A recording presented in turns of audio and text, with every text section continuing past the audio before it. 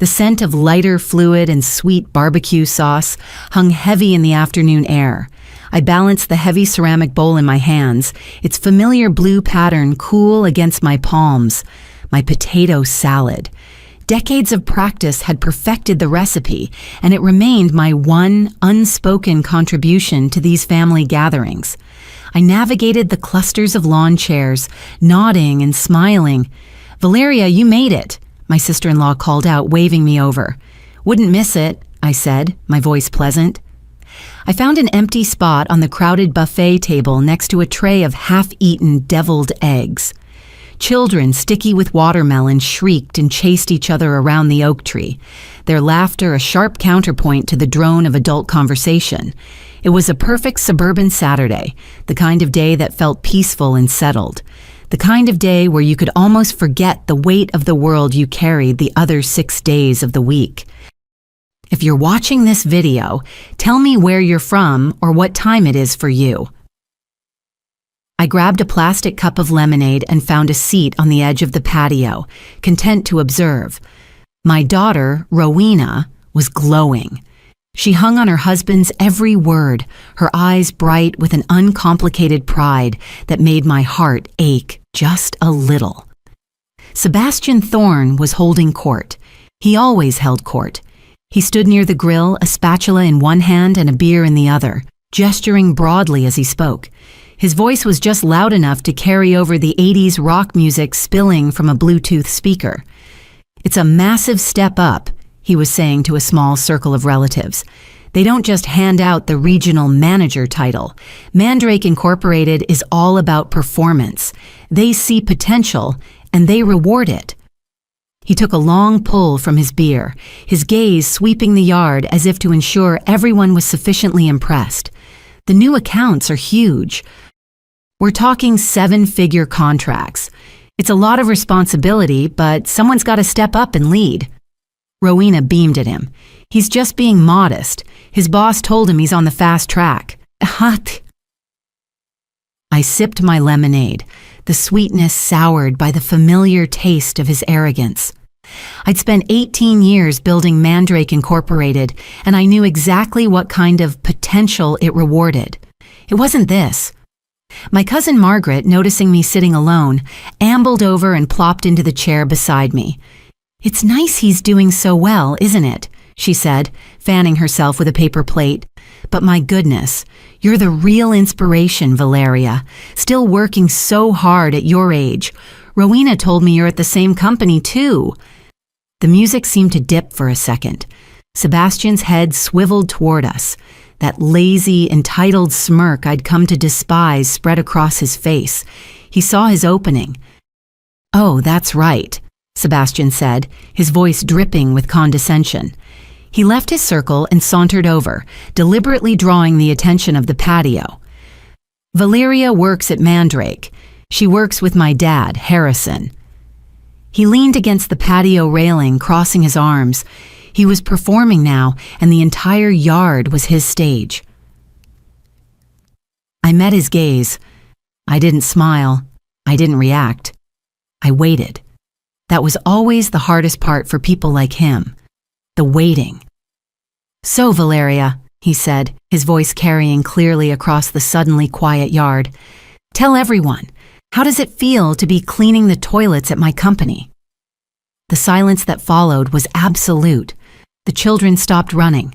The sizzle of the grill sounded like a wildfire. I felt every eye in the yard land on me. I saw Rowena's face flush, her eyes dropping to her lap. Not anger for me, embarrassment. Sebastian's smirk widened. He'd landed his punch, and he was reveling in it. "I mean, it must be tough, right? At your age? All that scrubbing. But hey, at least you get to see my dad, right? Keeping it all in the family." A few people tittered nervously. Most just stared, frozen in that awful, polite horror of a family gathering gone wrong. I set my lemonade cup down on the concrete beside my chair. I slowly, methodically reached for a paper napkin and wiped my hands, which were perfectly dry. I was buying time. Not for me. For him. Giving him one last chance to see the cliff he was walking off. He didn't. He just watched me, arrogance radiating from him like heat. When I finally spoke, my voice was calm. It was quiet, but it cut through the silence like a razor. Actually, Sebastian, I'm the CEO. The smirk on his face faltered for a fraction of a second, then returned, bigger and more insulting than before. He threw his head back and laughed. A loud, barking, genuine laugh. CEO, he bellowed, slapping his knee. That's a good one. CEO of the mop brigade, maybe. Queen of the janitor's closet. Oh man, that's rich. He wiped a fake tear from his eye, looking around for support. Did you hear that? My mother-in-law, the CEO. Boy. The word was a gunshot. Everyone froze. Sebastian's father, Harrison Thorne, was on his feet. His plastic chair had clattered backward onto the concrete. His face, just moments ago relaxed, was now a mask of pure, ashen terror. Harrison, Dad, what's wrong? Sebastian asked, his laughter dying in his throat. Apologize, Harrison choked out. He was shaking, his knuckles white where he gripped the back of another chair. Apologize to Ms. Manning. Right. Now. Sebastian's confusion was absolute. Ms. Manning? Dad, what are you talking about? It's just Valeria. I was joking. You apologize, Harrison shouted, his voice cracking with a desperate fear that no one understood but me. Before you destroy every single thing. You have no idea. No idea. The party was over. The silence was no longer awkward. It was funereal. Rowena was staring at her father-in-law, her face pale with confusion. Sebastian just looked baffled, his arrogance finally, fatally, punctured by a fear he couldn't comprehend. Harrison Thorne, my loyal floor supervisor and my next-door neighbor, just stared at me, his eyes pleading. I'm sorry, I'm sorry, I'm sorry. I drove home in silence, the leftover potato salad sitting on the passenger seat. The bowl felt cold. My house was the same as it had been for 30 years, a modest 2-bedroom bungalow on a quiet street. The paint was peeling slightly on the trim. The lawn needed mowing. From the outside, I was exactly what Sebastian saw, a quiet, older woman in a 10-year-old sedan, a nobody. I sat in my driveway for a long time as the sun dipped below the horizon, painting the sky in shades of bruised purple and angry orange. I thought about Harrison's panicked face. I thought about Rowena's averted eyes, and I thought about Sebastian's laugh. I had spent decades building my life in the shadows. I had cultivated anonymity as a shield. I let them all believe I was simple, harmless Valeria Manning, the administrative assistant, the ex-cleaner who got a pity job. I let them underestimate me because it was easier. It was safer. I walked inside, flicked on the light, and set the bowl on the kitchen counter. The decision had been made. The shield was coming down. Tomorrow was Monday, and tomorrow Sebastian Thorne's world was going to change forever. My living room was filled with old, comfortable furniture. The coffee table had a watermark from a glass Rowena left on it in high school. Nothing in this room or this house spoke of the truth. The truth was, I wasn't just at Mandrake Incorporated. I was Mandrake Incorporated. I thought back 23 years. A different life, a tiny apartment, a mountain of debt from a divorce, and a young Rowena who needed braces. I took the only job I could get that let me be home for her during the day, night shift cleaner at a mid-sized manufacturing company called Mandrake. I scrubbed toilets, I mopped floors, I emptied the trash bins of men who made more in an hour than I made in a week, and I learned. Every night I had access. While the city slept, I gave myself an education that no university could offer. I didn't just empty the trash, I read what was in it. I didn't just wipe down desks, I memorized the documents left on top of them. Financial reports, strategic plans, vendor contracts, personnel files. The entire unvarnished truth of a company was laid bare for me every single night. The executives would arrive in the morning to find their offices spotless, their confidential papers exactly as they'd left them, never suspecting that the cleaning lady had just mentally rewritten their entire Q3 logistics strategy. I saw the waste. I saw the inefficiencies. I saw the opportunities they were blind to. It took 3 years to work up the courage. I was terrified I'd be fired, but I was more terrified of spending the rest of my life invisible. I typed up a single-page anonymous memo. It detailed a simple change to the procurement process for raw materials. I did the math. I projected the savings, $200,000 a year. I slipped it under the CEO's door at 3 a.m. and went back to scrubbing floors, my heart pounding so hard I thought it would burst. A week later, the memo was implemented. When they saw the results, I wrote another, and another. Soon, whispers started about the Mandrake ghost, an anonymous advisor who was saving the company from itself. I wasn't a ghost. I was just the woman who cleaned their bathrooms. Finally, I identified myself. I pitched my ideas directly to the CEO. He was so stunned, he offered me a job in the operations department on the spot. I kept my cleaning job for a while, for appearances. Rowena was a senior in high school. I let her believe I was just working extra shifts to save for her college tuition. It was easier than explaining that I was slowly, methodically, taking over the company that had once seen me as nothing.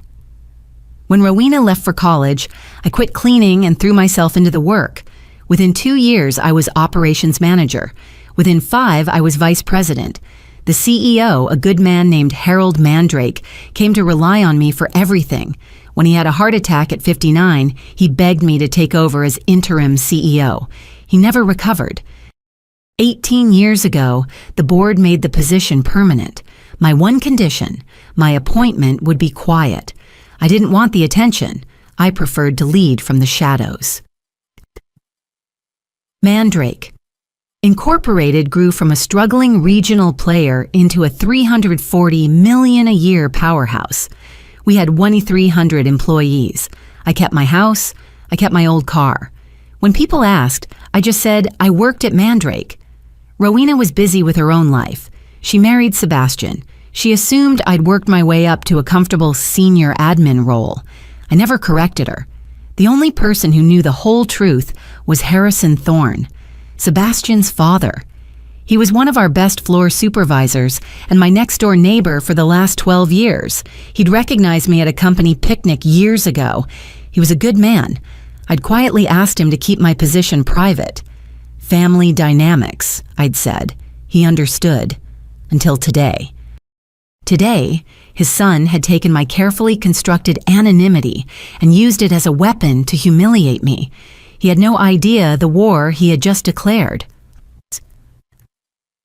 The Mandrake Tower was 8 stories of steel and smoked glass, gleaming in the morning sun. The name was etched in elegant, understated letters above the revolving doors. "Good morning, Ms. Manning," the security guard said with a warm, familiar smile. "Morning, Thomas," I replied, swiping my access card. I walked through the lobby. I didn't take the main elevator bank with the rank and file. I took the private express elevator, my key card granting me access to the one floor it served, the 8th. The doors opened onto the executive suite. "Good morning, Ms. Manning," my assistant Janine Wells said from her desk, not even looking up from her screen. "Your coffee is on your desk. The quarterly projections are in your inbox." I walked into my corner office, the entire city spread out below me.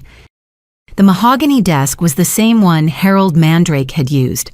On the wall hung my MBA, earned through 6 grueling years of night school. Sebastian thought I scrubbed floors. I ran this entire world. Yeah? I sat in my leather chair, the familiar weight of it settling around me.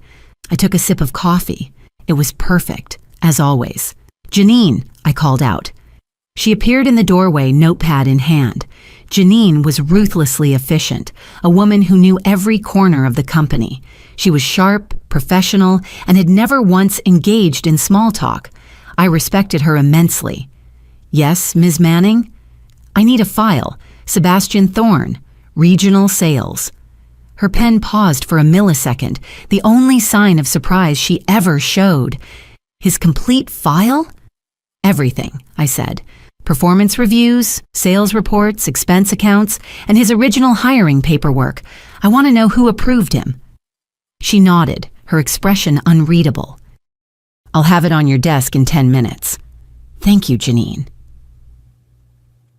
10 minutes later, a thick folder landed on my desk with a soft thud. Anything else, Ms. Manning? Janine asked. That will be all for now. I opened it, and there it was, Sebastian Thorne in black and white. His performance reviews were a masterclass in corporate doublespeak, shows enthusiasm, developing client relationships, adept at internal networking, all code for talks a lot, does nothing. His sales numbers were abysmal, bottom third of his division. His client retention rate was a joke, but his expense reports, my God, they were a work of art. Client dinners at steakhouses that cost more than my monthly grocery bill, weekend golf outings, business development trips that coincided suspiciously with major sporting events. He was coasting. No, he was thriving on mediocrity, all while bragging about his fast-track promotion. A promotion, I noted, that had been signed off by a VP in marketing who owed me a favor that was now officially rescinded. See, I buzzed Janine, get me Marcus Cole, now. Marcus was Sebastian's direct supervisor. He was a quiet, data-driven man, a true professional. He knocked on my door 5 minutes later, his face a mask of nervous apprehension. A summons to the 8th floor was rarely good news. Ms. Manning, he said, taking the seat I offered. Marcus, thank you for coming. I slid the file across the desk. I've been reviewing Mr. Thorne's performance. It seems lacking. Marcus looked at the file, then at me. I could see the internal calculation. How honest could he be? His numbers have been a challenge, yes, he said diplomatically. His sales are down 12% quarter over quarter. His expenses are 40% higher than any other manager in his division. And I see he was just given a promotion and a $12,000 raise. Marcus visibly winced. That decision came from above my level, Ms. Manning. I was told he showed significant leadership potential. And does he? I asked, my voice flat. Marcus met my eyes. He was a good man, and he hated mediocrity.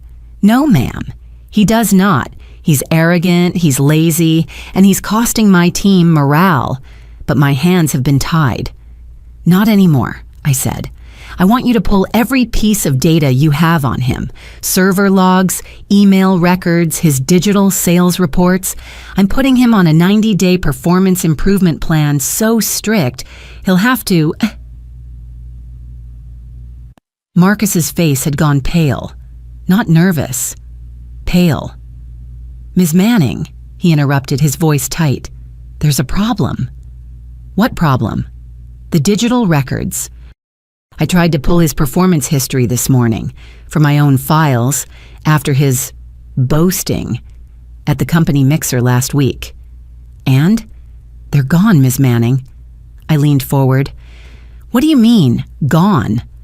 Corrupted, Marcus said, swallowing. His entire digital performance history, sales logs, reports, performance reviews, everything from the last 18 months, wiped from the server. I'd said it was a data corruption, but it was surgical. It was just his files. I stared at him. The file request. Someone must have tipped him off. He knew I was looking, and he had covered his tracks. My stomach tightened. The simple by-the-book PIP was gone. The paper file in my hands was just summaries. The raw data, the undeniable proof of his incompetence, was gone. Destroyed. I felt a flash of cold, pure fury. He wasn't just incompetent, he was slippery. Thank you, Marcus, I said, my voice dangerously quiet. That will be all. I will handle this. He nodded, looking relieved to be escaping. He closed the door behind him. I stood up and walked to the window. My easy plan was ruined. I had no hard evidence. He had outmaneuvered me. He had won the first round. All right, Sebastian, I thought, staring at the city I owned. You want to play? Let's play. I was pacing my office, my mind racing. I couldn't fire him without cause. A corrupted file wasn't proof. If I fired him now, he'd claim wrongful termination. He'd tie it to his father. He might even tie it to Rowena. It would be a legal and personal nightmare. I needed a new plan. I needed leverage. I needed something he couldn't delete. A soft knock. Janine stood in the doorway, her face set in its usual neutral mask. Yes, Janine, I said, annoyed at the interruption. Ms. Manning, forgive the intrusion. She stepped inside, closing the door quietly behind her. This was new. She never closed the door. What is it? I overheard your call with Mr. Cole, she said, her voice low, and I saw the file you requested. I stiffened. Janine, my meetings are confidential.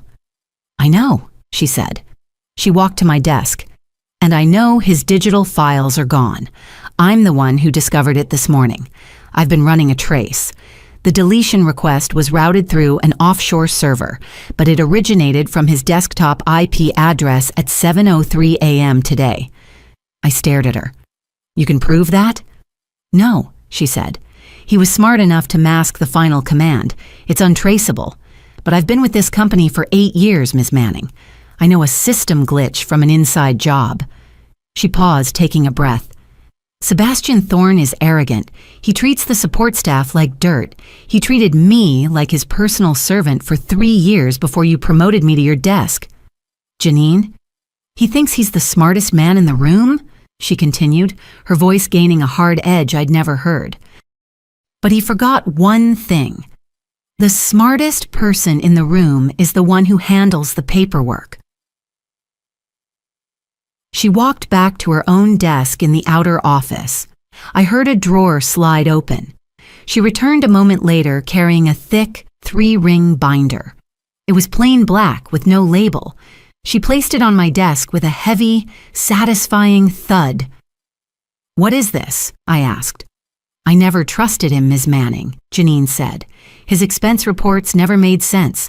They were always sloppy, always pushing the limit. He was rude to me every time I questioned a charge, so I stopped questioning. I just started copying. She opened the binder. My breath caught. It was a private ledger. For the last 18 months, every time Sebastian submitted an expense report, Janine had printed a hard copy, but she hadn't just filed them. She had annotated them. I flipped a page. There was a receipt for a $600 client dinner at a steakhouse. Stapled next to it was a printout from the HR system showing Sebastian was on a documented vacation day. I flipped another page. A $2,000 charge for a business development golf weekend at a resort. Janine had highlighted the charge and in her perfect tiny script had written a note.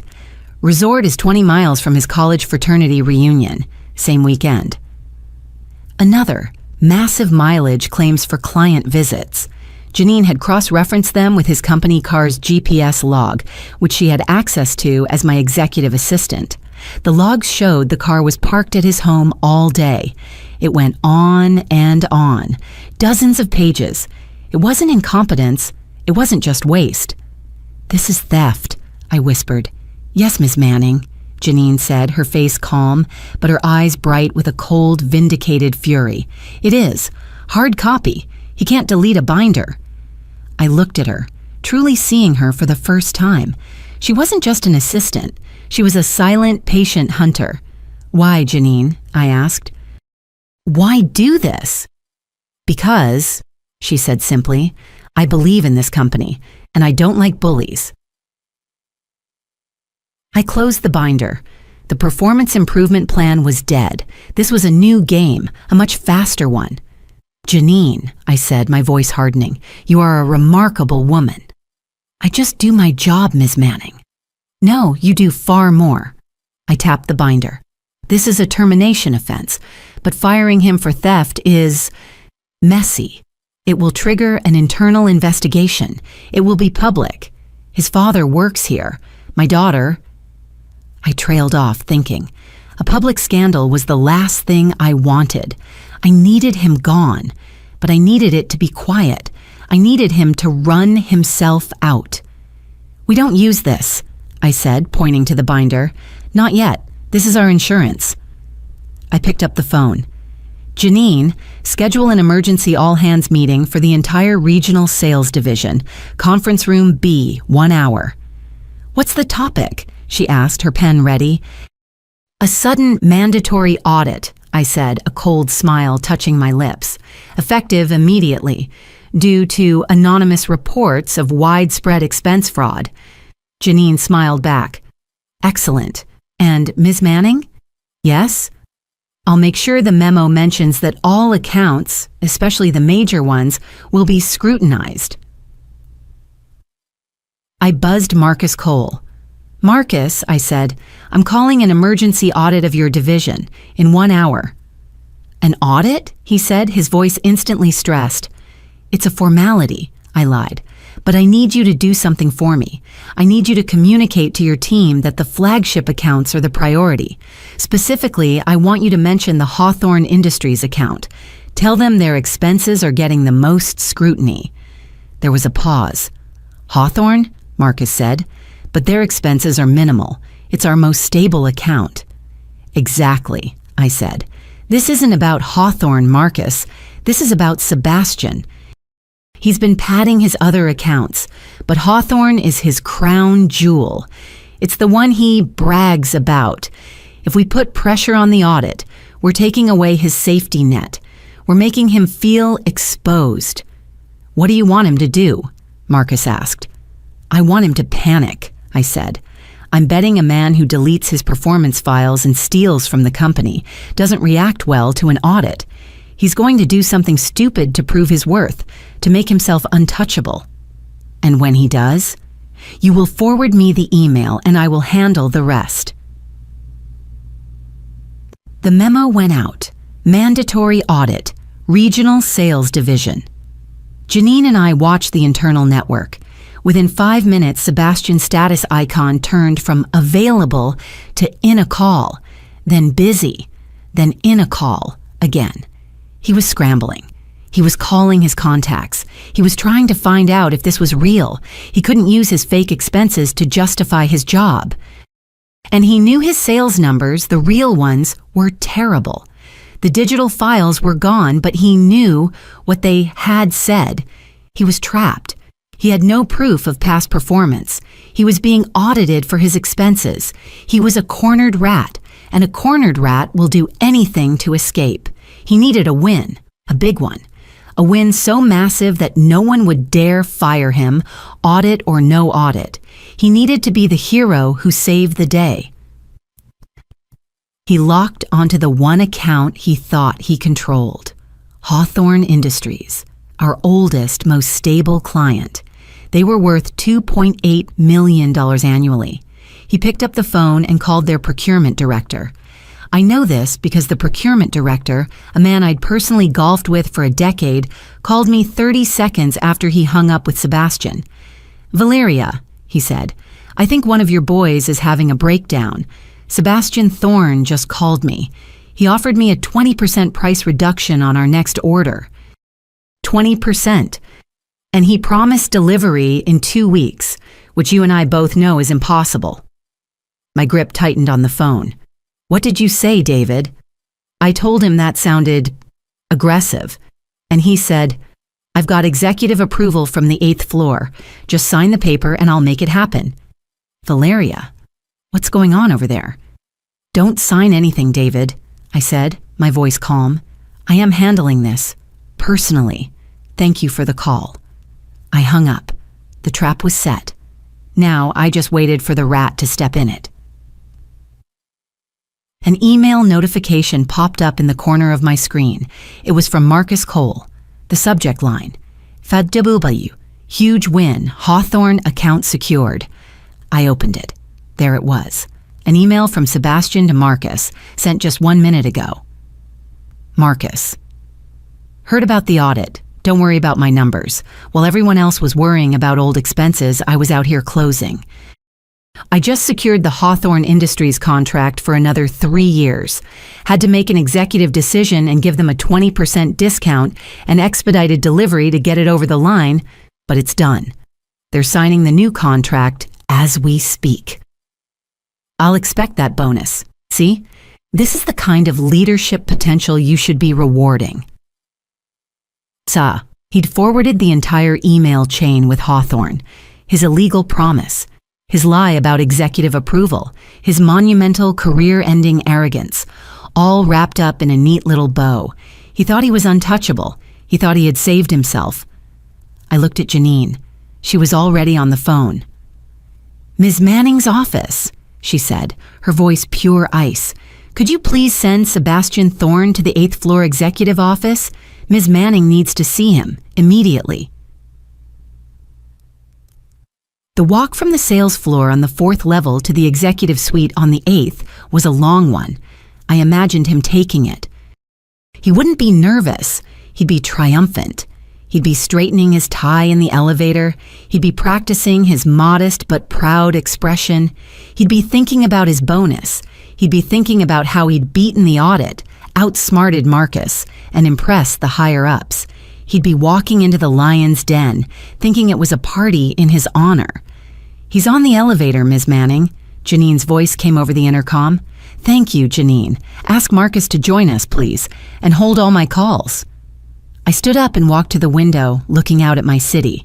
The sun was high. It was a beautiful day for an execution. The door opened. Sebastian Thorne walked in. He was wearing his best suit, the one he probably charged to an expense account. He had that smirk on his face, the same one from the barbecue. He saw Marcus Cole standing stiffly by the window and his smirk widened. "Ms. Manning," he said, his voice smooth and confident. He didn't know my name. He just knew the title of the person who ran the 8th floor. "You wanted to see me? Marcus, good, you're here. You can be the first to congratulate me." He was walking toward my desk, hand outstretched. I didn't move. I didn't take his hand. I just looked at him. "Congratulations?" I said, my voice quiet. "The Hawthorne account," he said, finally letting his hand drop, a flicker of annoyance in his eyes. "I just saved our biggest client, locked them in for 3 years. I'm sure Marcus forwarded you my email." "I've read your email, Sebastian," I said. "I've also spoken to David Hawthorne." Sebastian's confidence didn't waver, but the smirk tightened. "Great, then you know he's thrilled." "He's not thrilled," I said, my voice turning to ice. "He's confused. He's confused as to why a regional sales manager would promise him a 20% price reduction that would not only eliminate our profit margin, but put us $120,000 in the red on his account. He's confused as to why you guaranteed delivery terms that would require us to shut down 2 other production lines, costing us millions in penalties." The color started to drain from Sebastian's face. "And I continued, am confused as to why you would lie to a client, claiming you had executive approval for a deal that you never ever ran by management." He stammered. I was making an executive decision. I was saving the account. They were ready to walk. "They were not ready to walk," I shot back. "I've handled that account personally for 10 years. They are our most loyal partner. You didn't save an account, Mr. Thorne. You jeopardized it. You committed fraud." "Fraud?" he sputtered, his voice rising. "That's ridiculous. I'm a top performer. My files were corrupted. Ask Marcus. I've been under a lot of pressure." He was backing up, looking wildly between me and Marcus. He was looking for an escape. "Ah, yes. The pressure," I said. I walked to my desk and picked up the thick black binder Janine had given me. I dropped it on the mahogany desk. The thud echoed in the silent room. "Or perhaps," I said, "the pressure was from this." I opened the binder. A $600 client dinner on the same day you were on vacation in Bermuda. A $2,000 golf weekend that just happened to be at your fraternity reunion. Thousands of dollars in fraudulent mileage claims. Sebastian stared at the binder, his mouth open. He was looking at hard copies, at receipts with his own signature, at Janine's neat, damning handwriting. He was looking at a trap he never saw being built. This is entrapment, he yelled, pointing a shaking finger at the binder. This is an illegal audit. You can't. This, I cut him off, is theft, plain and simple. You've been stealing from this company for years. You've been lying to your supervisors, and today you committed wire fraud by making a multi-million-dollar promise you had no authority to make. I walked back around my desk and sat down. I folded my hands. Sebastian Thorne, you are terminated for cause, effective immediately, for gross misconduct and theft of company property. Security is on its way up to escort you from the building. Marcus Cole looked like he was going to be sick, but he stood his ground. Sebastian just stared at me, his face a mask of purple, sputtering rage. Terminated? He finally whispered. He looked at Marcus. Are you going to let her do this? Marcus just shook his head. It's over, Sebastian. Over? Sebastian's whisper turned into a roar. Over? You're firing me? After I just landed Hawthorne? You're firing me over a few restaurant bills? He slammed his hands on my desk. You can't fire me. Who the hell do you think you are? Some 8th floor pencil pusher? I'll have your job. My wife. My father-in-law. You have no idea who I am. The intercom buzzed. Security is here, Ms. Manning. Send them in, Janine. The door opened. 2 uniformed security guards stepped inside. Sebastian looked at them, then back at me, his eyes wide with a combination of rage and, for the first time, real fear. No, you can't. I let the silence stretch. I let him stand there, vibrating with his own useless fury. I let him see the security guards. I let him see Marcus, who wouldn't look at him. I let him see me, sitting in my chair, perfectly calm. Then I reached into my desk drawer. I pulled out a small, cream-colored card from a silver case. I slid it across the polished mahogany. It stopped right in front of him. He stared at it, confused. Read it, I said. He picked it up with a trembling hand. He read the simple embossed text. Valeria Manning, Chief Executive Officer. Mandrake Incorporated. The blood didn't just drain from his face. It was as if his entire skeleton evaporated. His knees audibly buckled. He gripped the edge of my desk to keep from falling. Valeria, he whispered. Manning. Miss Manning. I watched his mind connect the dots. The name, the 8th floor, the barbecue. His eyes flashed up to meet mine, and I saw what I'd been waiting for. Not just fear, not just shock, but the horrifying, soul-crushing realization of his own, monumental, catastrophic stupidity. He saw the barbecue. He heard his own voice. How does it feel to be cleaning the toilets? Oh, God, he breathed. He sank into the chair opposite my desk, his legs giving out completely. Oh, my God, Miss Manning. I had no idea. The security guards took a step forward. Wait, Sebastian yelped, holding up a hand. He looked at me, his eyes pleading, tears welling. The arrogant bully was gone, replaced by a terrified child. Please, Miss Manning, Valeria, I had no idea. If I had ever known it was you, I never would have. You never would have what, Sebastian? I asked, my voice soft. Mocked me? Humiliated me in front of my family? Or just stolen from me? I can fix this, he said, leaning forward, desperate. The Hawthorne deal. I'll call David. I'll tell him it was a miscommunication. The expenses. I'll pay it all back, I promise, please. My wife, my father. "This isn't about the barbecue, Sebastian," I said, standing up. "That was just informative. This is about this." I tapped the binder. "This is about this." I tapped his email. "This is about you. Your problem isn't that you insulted me. Your problem is that you thought I was a person worth insulting. You never would have spoken that way to a man you considered important. You did it because you thought I was a nobody, a cleaning woman, someone beneath you." I looked at him. "It turns out, Sebastian, you were wrong." I nodded to the security guards. "Get him out. He is to collect his personal belongings from his desk, and he is to be escorted off the property. His access is revoked." "No!" he cried as they hauled him to his feet. "Please, Valeria, you can't. Rowena, I'll tell Rowena. I'll tell her you fired me for a joke." "You tell her whatever you like," I said, turning to look out the window. "But she will learn the truth. Michael, you are free to go."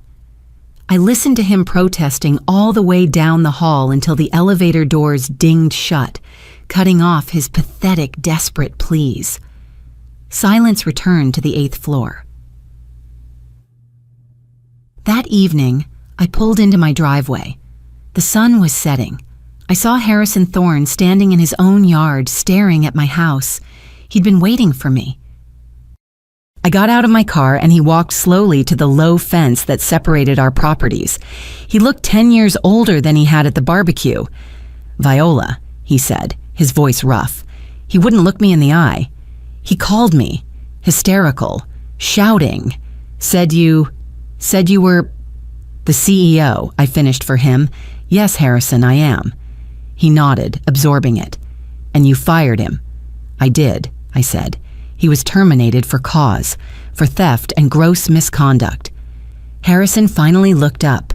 His eyes were red. Was it because of what he said? At the party? "Viola, I'm so sorry. I raised him better. I thought I did." I looked at this good, decent man who had kept my secret for a decade, who had been horrified by his own son's behavior. "Harrison," I said gently, "what he said at the barbecue was a symptom. It wasn't the disease. He was fired because he was a bad employee, a thief and a liar. He did this to himself. This has nothing to do with you. Your job is safe. You are one of my best men. This changes nothing between us." He let out a long, shuddering breath and gripped the fence post. "Thank you, Viola. Ms. Manning, thank you. I have to go." He turned and walked back to his house. His shoulders slumped.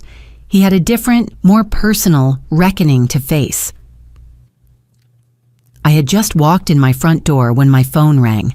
The screen flashed. Rowena. My heart, which had been steady and cold all day, gave a painful lurch. This was the part I had dreaded. This was the real cost. I answered. "Hello, sweetheart." "Mom!" Her voice was high-pitched, frantic. "Mom, what is going on? Sebastian just called me. He's a complete mess. He's screaming. He's crying. He said he was fired. He said you fired him." I sat down on the edge of my sofa. "Rowena, calm down." "Calm down?" He said you're his boss. He said you're the CEO. He said you fired him because of what he said at the barbecue. "Mom, what did you do? What is happening?"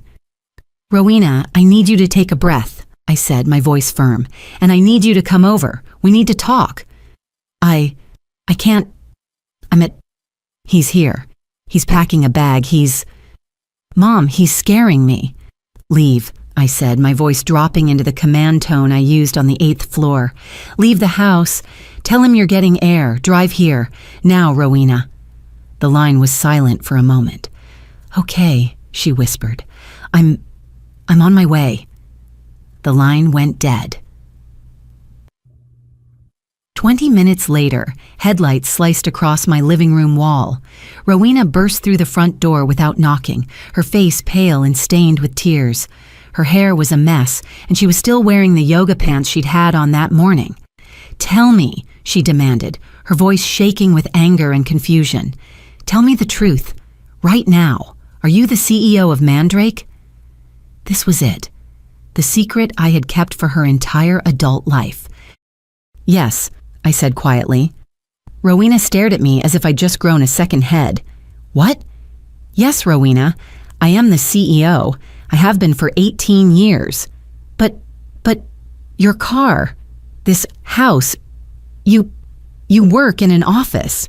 You're an admin. I own the company, I said. The building, the production lines, the 1-300 employees. All of it. She sank onto the coffee table, her legs giving out. She was processing.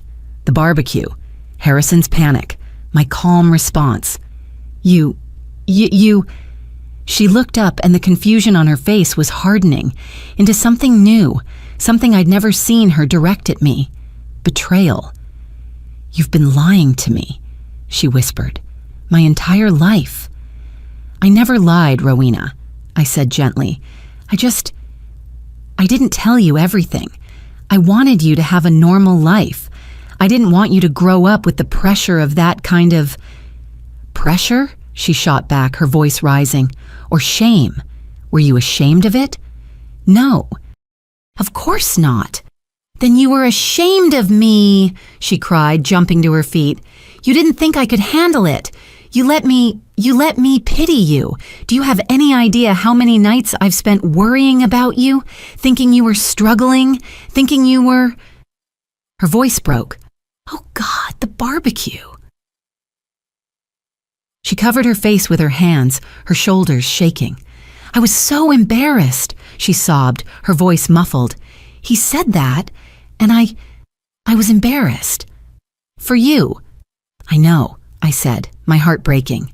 No, you don't, she shrieked, her hands dropping. I was embarrassed because I thought my mother was a cleaning lady. I thought everyone was laughing at me because my mom scrubbed toilets. And you sat there and let me. Rowena, that's not... You let me feel ashamed of you when all this time, you were a CEO, a millionaire? What are you? Are you a millionaire? That's not the point. Is it? She yelled. Because it feels like the point. You let your own daughter believe you were poor and struggling.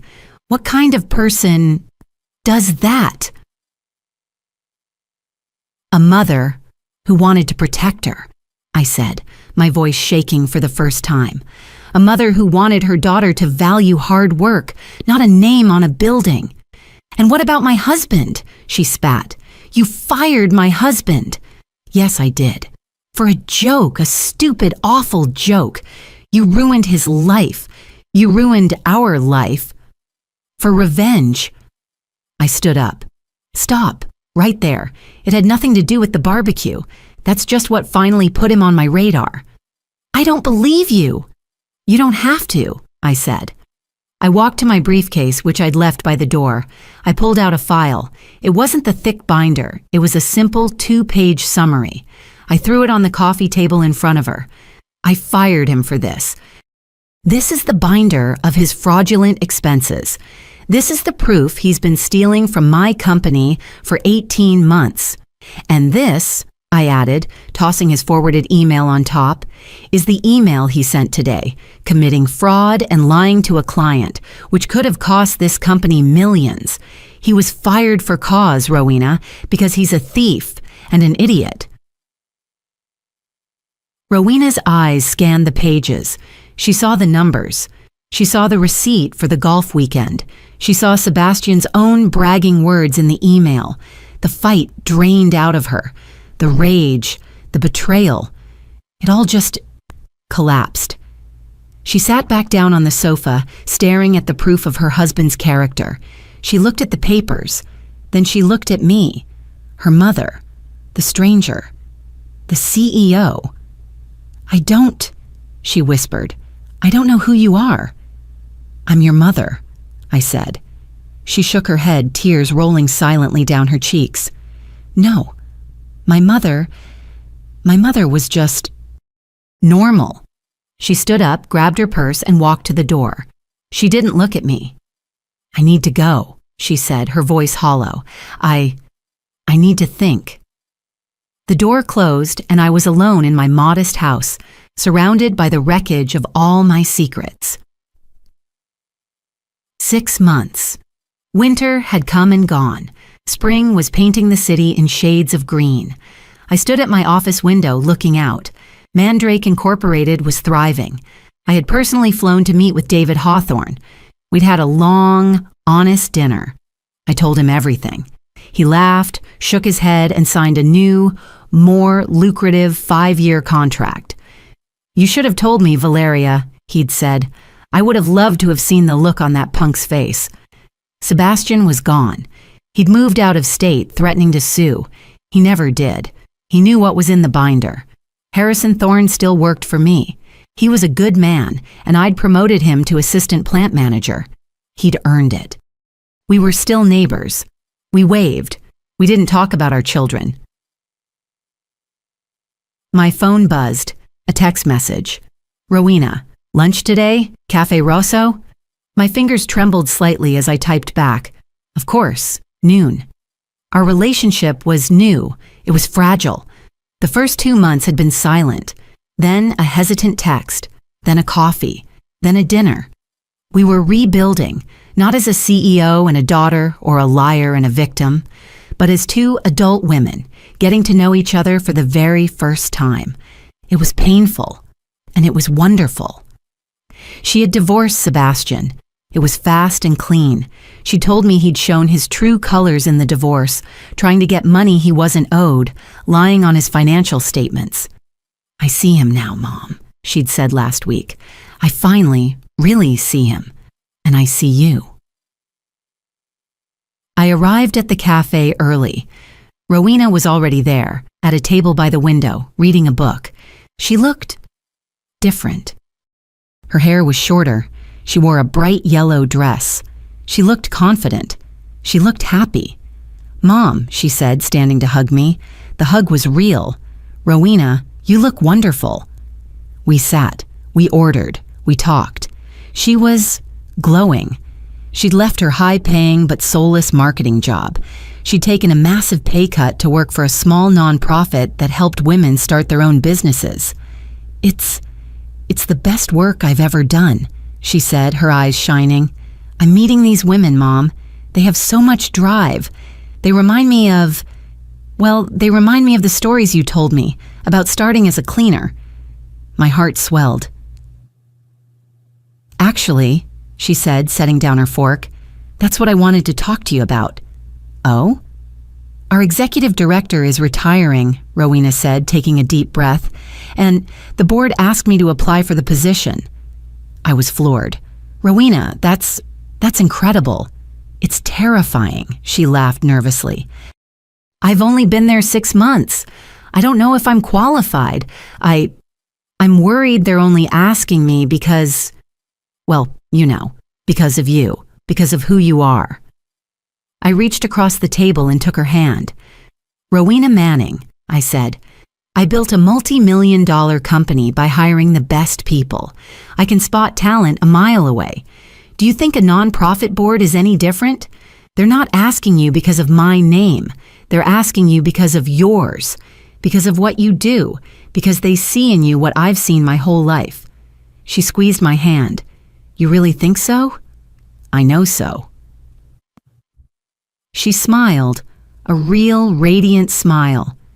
"I'm going to do it," she said. "I'm going to apply, and I'm going to get it." "I have no doubt," I said. We finished our lunch, the conversation easy and light. As we stood outside the cafe, ready to part ways, Rowena turned to me. "Mom," she said, her voice serious, I'm sorry for being embarrassed. For all those years." "You have nothing to be sorry for," I said, pulling her into a hug. "No," she said, pulling back, her eyes meeting mine. "I do. I was so embarrassed by what I thought you were. I was so focused on the cleaning lady part." She shook her head. "And now I'm just trying to live up to who you are." I watched her walk away, a strong, confident woman walking toward her future. That evening, I sat in my living room. Same chair, same modest house, but everything was different. I had spent my entire life building an empire in the shadows, terrified that the light would destroy it. But the light hadn't destroyed anything. It had illuminated the truth. It had burned away the lies and the false relationships, leaving only what was real. My company was stronger. My relationship with my daughter was, for the first time, built on honesty. I was Valeria Manning. I was a cleaner. I was a CEO. I was a mother. And for the first time in my life, I was all of them, all at once, with no secrets. I looked out the window at Harrison's house. The lights were on. He was a good man. I was lucky to have him as a neighbor. I picked up my phone and sent a text. "Rowena, I am so proud of you." My phone buzzed a second later. "I know, Mom. Me too." I smiled and took a sip of my wine. The victory was complete. If this story resonated with you, leave a like and consider subscribing. You can also drop any comment below, even just one word. Maybe tell me where you're watching from, or what time it is right now. Sometimes one word is enough to say you were here.